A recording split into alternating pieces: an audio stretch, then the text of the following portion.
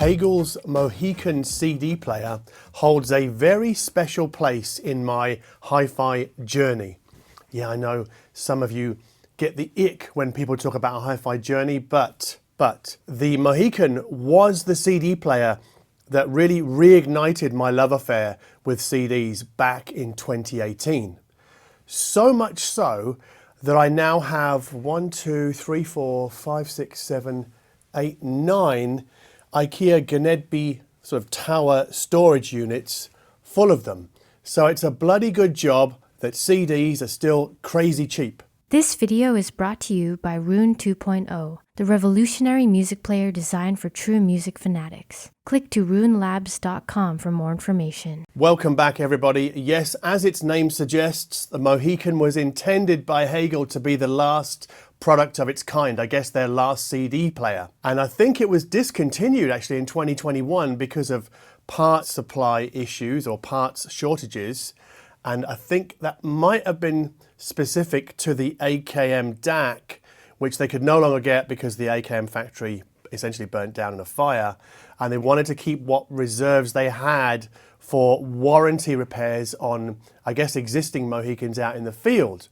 So I thought that would be the end of Hegel producing CD players, but I was wrong, because this year Hegel have introduced something called the Viking. And the Viking sells for roughly the same price as the Mohican, 5,000 euros. So it is very clear to me that Hegel, like a lot of other hi-fi manufacturers introducing CD players this year, last year, the year before, clearly still believe that there is a market for these kinds of products. Now, the first thing to remark upon is that the big chunky rocker switches on the Mohican have been carried over to the Viking. Now, I don't love them, but I don't hate them either. And I guess it's the same really with the remote control, whose kind of sort of teeny tiny nipple buttons.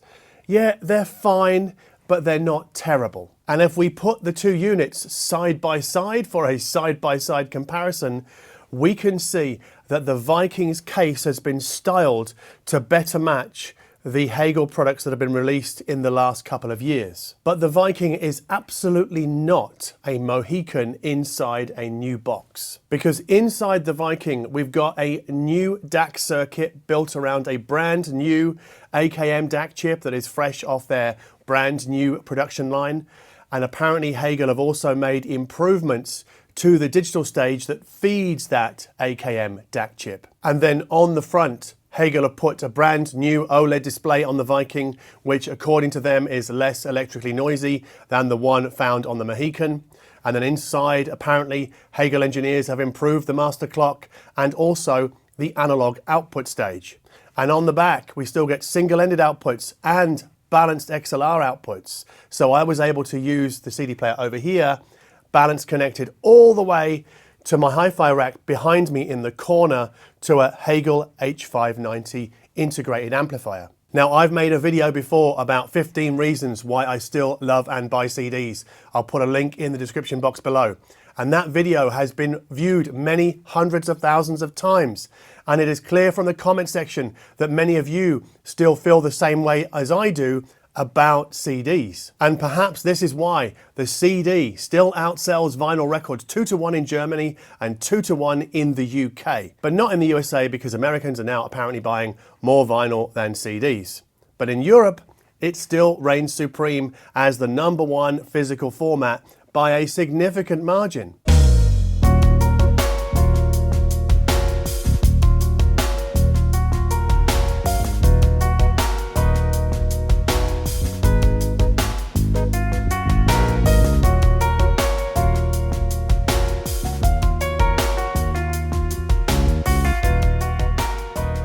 I went to a record fair in Berlin last summer and I was going to go and buy some vinyl, but instead I came away with a copy of Kraftwerk's Der Katalog box set in CD format. Is it the German version? Aber natürlich. Now this box set looks like a vinyl LP box set, but it's not. If we pull the cover off, we can see that underneath another sort of enclosure inside that houses these sort of 12-inch by 12-inch booklets, you can see that the CDs are laid out in the tray in pairs. I think there's 8 of them all up. So it's the entire catalogue from Kraftwerk from 2004.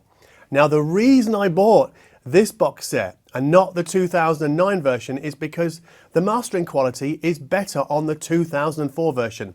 Yes, I am splitting hairs here, but many people do so. You only have to look at the Steve Hoffman forum thread to know exactly what I'm talking about. But essentially what I'm talking about here is the less liberal application of dynamic range compression to the sound of the masters. And each CD in this box set is housed in a little mini vinyl replica sleeve. It's a luxury item, and I think it deserves a luxury CD player to get the best from it, because playing this box set's contents from the Viking reminded me of everything I liked about the original Mohican sound. Or rather, it reminded me of everything that the Mohican isn't. So it isn't hyper detailed. It doesn't kind of blast you with this high pixel count image. Although I would say that the Viking is slightly more detailed sounding than the outgoing Mohican. And this is very much not a bright CD player. The Mohican wasn't, and the Viking still isn't. It's a little bit dark up top, which I really enjoy. Me personally, I do prefer a CD player or a streaming DAC, or even a phono stage for that matter, that isn't too etched in the top end. But perhaps the biggest change that we find on the Viking is a change to the way that we load CDs, because on the Mohican it was a slide out drawer, you put the CD in, the drawer goes back in again, and on the Viking it's a slot loader. Now I'm still getting used to this. I gotta say, I don't like it as much as a drawer.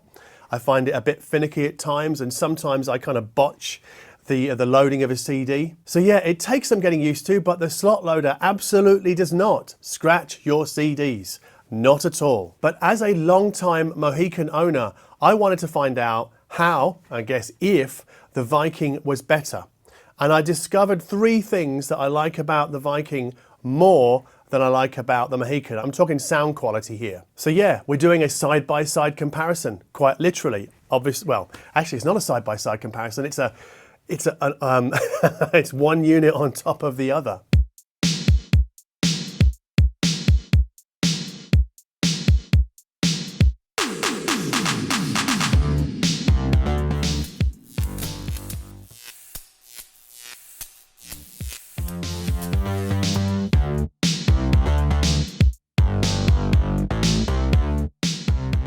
So firstly, the Viking exposes more surface textual information when sort of mapping the terrain of Amorphous Androgynous' pod room. And then secondly, we get slightly more bass kick from David Sylvian and Robert Fripp's Darshan, especially the Future Sound of London remix.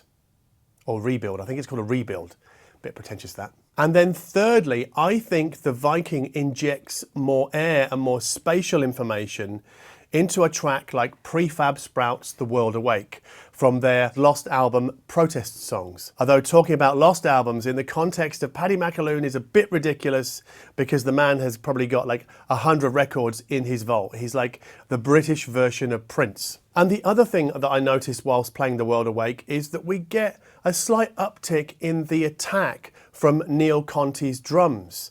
So it's not a night and day difference. Again, once again, nothing's getting blown out of the water. But there is a difference there to remark upon. Perhaps we might refer to these differences as the seasoning on the meal rather than the substance of the meal. So in that context, the Viking gives us a little bit of extra spice up top, a little bit more kick down below. But these extra seasonings are tastefully done. However, I think only the most ardent Mohican fans will upgrade to the Viking, especially if they're very happy with the existing tray load mechanism. Mind you, if you really love a slot loader, then I think you should possibly consider either upgrading straight away or at least going to try it out in your local Hegel dealership. But my jury is still out on that, because I tend to bungle 1 in every 10 slot loads, and there is one disc, the 2018 remix of Animals, that the Viking refuses to acknowledge its presence when inside the CD player, and I've got no idea why.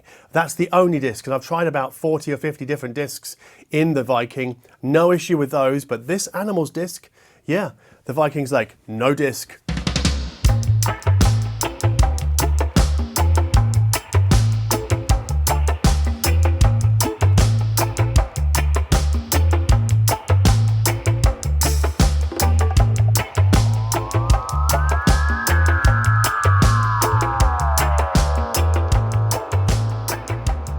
Now, if you're wondering how the Viking compares to another high-end CD player, I've got some bad news for you, because I don't have any other high-end CD players here to do a side-by-side comparison. And I'm certainly not going to lean on long-term audio memory to compare it to the Marantz SA-CD30N that I reviewed in Portugal a couple of months ago, because quite frankly, that would be preposterous. However, what I do have here is the brand new CD transport from Schiit Audio. It's called the URD. So I connected that over USB to the FiiO R7, and I used the R7 because it's got balanced outputs, so I could use exactly the same AudioQuest Yukon balanced interconnect cable to connect it into the Hegel H590.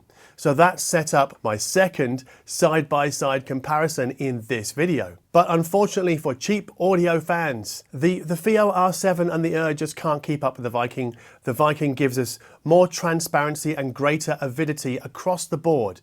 And it contrasts the FiiO as a bit like, I guess, watered down orange juice that we get at a motorway service station. Now, keen-eyed observers here will be asking, what about the DAC inside the 590? And that's a good question. So I went USB out of the URD into the 590, and then I double-checked it by using a coax connection. No, there's no difference there in terms of sound quality. And then I compared the URD and the DAC in the 590 to the Viking. So that's our third and final side-by-side comparison in this video. And that 590 DAC-centric setup definitely gave us more pep and more clarity than the FiiO R7. But it was still no match for the Hegel Viking standalone CD player. And ultimately, I had to connect the Schiit URD to a Mola Tambaki DAC, a very expensive DAC, to best the sound of the Viking in terms of detail retrieval and tonality and all-round believability. But once again, because we're talking about essentially DACs, these differences are not night and day. They're small, and they will likely only appeal to people who already have their room sorted, their speakers sorted, and their amp sorted. But make no mistake, if you have a high-end system, then the Hegel Viking is well suited to the context of a high-end audio system. It is a luxury product obviously for people who see the value in spending 5,000 euros on a CD player. If that's not you, then this product obviously isn't for you. But I guess it does, for me, it nicely matches the kind of the luxury nature of my Kraftwerk Katalog box set, and it brings the best out in my entire CD collection here. And I'll add this actually. If I had a more basic DAC, let's take the FiiO, right? And let's say I play a CD quality stream, and then I step it up to a high-res stream on the FiiO of the same album, the same master, same everything. There's a small delta, but the delta is much more convincing in stepping up from the FiiO playing a high-res file to the Viking playing a CD version of the same album and the same master. And I guess it's just no contest. The Viking every time beats the FiiO out, even when it's playing high-res. I think high-res people really suffer a sense of whatever the opposite of myopia is, where you're kind of long-sighted. So you see all the things in the distance, but you don't see the obvious things that are right in front of you. Like the hardware and the DAC and the output stage and its power supply make much more of a difference to what we hear than going from 1644.1 to 24.192. At least that's my experience anyway.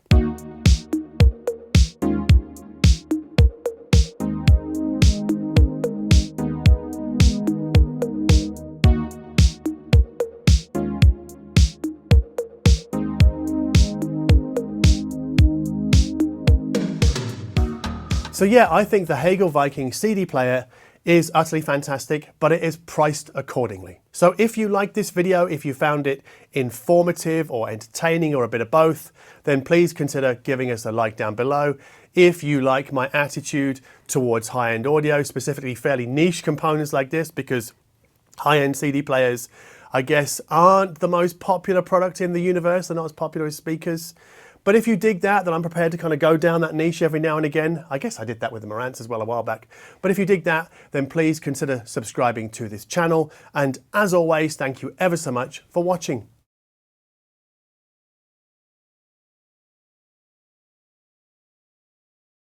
Hello, me again. You're watching this video on YouTube. But if you were watching it on Patreon, you'd be seeing it a day or so early, and you'd be watching an extended cut with a whole bunch of bloopers at the end, essentially of me stuffing up, delivering my thoughts to camera. So if that appeals to you, then please consider supporting me over on Patreon, even if it's just for a month, to buy me a cup of coffee or something like that, or a sandwich. I love sandwiches. Anyway, thank you very much.